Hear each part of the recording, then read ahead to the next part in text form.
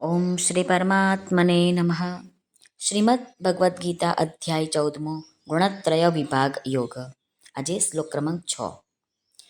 પાંચમા શ્લોકમાં ભગવાને સત્વ, રજ અને તમ આ ત્રણેય ગુણો દ્વારા દેહીના બંધાઈ જવાની વાત કહી. એ ત્રણેય ગુણોમાંથી સત્વગુણનું સ્વરૂપ અને તેનો બંધાવાનો પ્રકાર આજના શ્લોકમાં ભગવાન બતાવે છે. તો ચાલો આપણે શ્લોકના માધ્યમથી જોઈએ. શ્રી ભગવાન શ્લોકમાં શું કહે છે આપણે જોઈએ.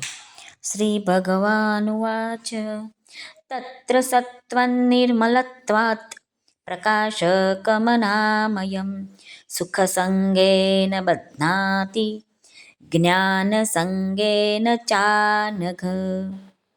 શ્રી ભગવાન અર્જુનને કહે છે, હે નિષ્પાપ, એ ત્રણેય ગુણોમાંથી સત્વગુણ નિર્મળ હોવાને કારણે પ્રકાશક એટલે કે તેજ પ્રગટાવનાર અને વિકાર વિનાનો છે.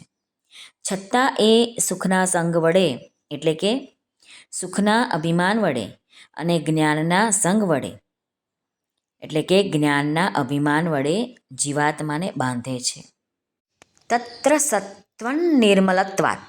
સ્વામી રામસુખદાસજી કહે છે કે રજોગુણ અને તમોગુણની જેમ સત્વગુણમાં મલિનતા નથી, પરંતુ એ રજોગુણ અને તમોગુણની અપેક્ષાએ નિર્મળ અને સ્વચ્છ છે. નિર્મળ હોવાને કારણે એ પરમાત્મા તત્વનું જ્ઞાન કરવામાં સહાયક છે. હવે શબ્દ આવે છે પ્રકાશકમ. સત્વગુણ નિર્મળ અને સ્વચ્છ હોવાને કારણે પ્રકાશ કરવાવાળો છે. જેવી રીતે પ્રકાશની અંદર વસ્તુઓ સાફ સાફ દેખાય બધું, અને એવી જ રીતે સત્વગુણની અધિકતા હોવાથી રજોગુણ અને તમોગુણની વૃત્તિઓ સાફ દેખાઈ આવે છે.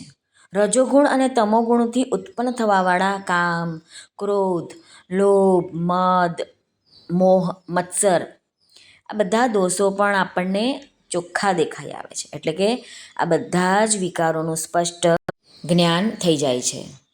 સત્વગુણ વધતા ઇન્દ્રિયોમાં પ્રકાશ, ચેતના અને હળવાપણું વિશેષતાથી જણાઈ આવે છે, જેથી પ્રત્યેક પારમાર્થિક કે લૌકિક વિષયને સારી રીતે સમજવામાં બુદ્ધિ પૂરી રીતે કામ કરે છે અને કાર્ય કરવામાં બહુ ઉત્સાહ રહે છે. અનામયમ એટલે કે રજોગુણ અને તમોગુણની અપેક્ષાએ સત્વગુણ વિકાર રહિત છે. નિર્વિકાર હોવાને કારણે પોતાનું સ્વરૂપ પરમાત્મા તત્વ જ છે, કે પછી એને કહેવાય ગુણાતીત છે એમ પણ કહેવાય છે. સુખ સંગેન બધ્નાતિ જ્ઞાન સંગેન ચાનક. જ્યારે અંતઃકરણમાં સાત્વિક વૃત્તિ હોય છે, કોઈ વિકાર નથી હોતો, ત્યારે એક સુખ મળે છે, શાંતિ મળે છે. તે સમયે સાધકના મનમાં એવો વિચાર આવે છે કે આવું સુખ કાયમ ચાલુ રહે તો સારું, આવી શાંતિ કાયમ રહે તો સારું, આવી નિર્વિકારતા કાયમ રહે તો સારું. પરંતુ જ્યારે એવું સુખ, શાંતિ અને નિર્વિકારતા નથી રહેતા, ત્યારે સાધકને સારું લાગતું નથી. આ સારું લાગવું અને ન લાગવું એ જ સત્વગુણના સુખમાં આસક્તિ છે, જે બાંધવાવાળી છે. સત્વગુણની વૃદ્ધિ થતાં સાધકને એવું લાગવા લાગે છે કે આ સુખ અને જ્ઞાન એ મારું લક્ષ્ય નથી, એ તો મારા લક્ષ્યની પ્રાપ્તિમાં સાધન છે. મારે તો એ લક્ષ્યને પ્રાપ્ત કરવાનું છે, જે આ સુખ અને જ્ઞાનને પણ પ્રકાશિત કરવાવાળું છે. રામસુખદાસજી મહારાજ કહે છે કે જ્યારે સત્વગુણ વધ્યો હોય ત્યારે સદા તટસ્થ અને ઉદાસીન રહેવું જોઈએ, તેમનો ઉપભોગ ના કરવો જોઈએ. આથી તે સુખ અને જ્ઞાનની આસક્તિમાં ફસાશે નહીં. શ્રી કૃષ્ણાર્પણમસ્તુ. સર્વને ભાવથી જય શ્રી કૃષ્ણ. રાધે રાધે.